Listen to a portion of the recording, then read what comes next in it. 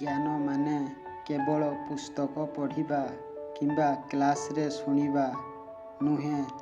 ସେହି ଜ୍ଞାନର ମୂଲ୍ୟ ତାହାକୁ ଅଭ୍ୟାସରେ ଆଣିଲେ ମାତ୍ର ପ୍ରମାଣିତ ହୁଏ।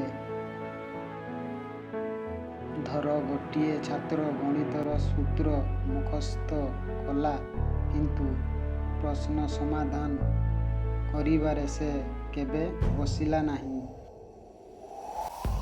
ତେବେ ପରୀକ୍ଷାରେ ସେ ସୂତ୍ର ମୁଣ୍ଡରେ ରହିଲେ ମଧ୍ୟ ପ୍ରୟୋଗ କରିବାରେ ଅସମର୍ଥ ହେବ।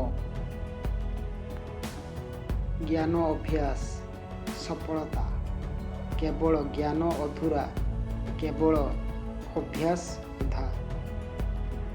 କିନ୍ତୁ ଯେତେବେଳେ ସେହି ଦୁଇଟି ଏକା ସାଥିରେ ମିଳେ, ସେତେବେଳେ ମାନବରେ ପରିବର୍ତ୍ତନ ଆସେ। ଏଇଠି ଛୋଟିଆ ଉଦାହରଣ। ଡ୍ରାଇଭିଂ ଗାଡ଼ି କିପରି ଚାଲେ? ସେଥିରେ 100ଟି ପୁସ୍ତକ ପଢ଼ିଲେ କିଛି ହବନି। ତମକୁ ଷ୍ଟେରିଂ ଧରି ରାସ୍ତାରେ ଅଭ୍ୟାସ କରିବାକୁ ପଡ଼ିବ। ସେମିତି କ୍ରିକେଟ, ସେହିପରି ବ୍ୟାଟ୍ କିପରି ଧରିବା, ବଲ୍ କିପରି ଫିଙ୍ଗିବା କେବଳ ଶୁଣିଲେ କାମ ନାହିଁ। ମାଟିରେ ପଶିଲେ, ପସିନା ଝରିଲେ ତାହେଲେ ଖେଳାଳି। ସଫଳ ଲୋକମାନେ ଜ୍ଞାନକୁ ପ୍ରୟୋଗ କରିଥାନ୍ତି। ସେମାନେ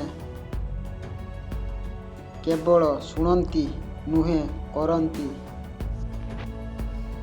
ତମେ ଯାହା ଜାଣ ତାହା ପ୍ରୟୋଗ କର, ପୁଣି ଅଭ୍ୟାସ କର। କାରଣ ଅଭ୍ୟାସ ବିନା ଜ୍ଞାନ କେବଳ ଗୋଟିଏ ଶବ୍ଦ।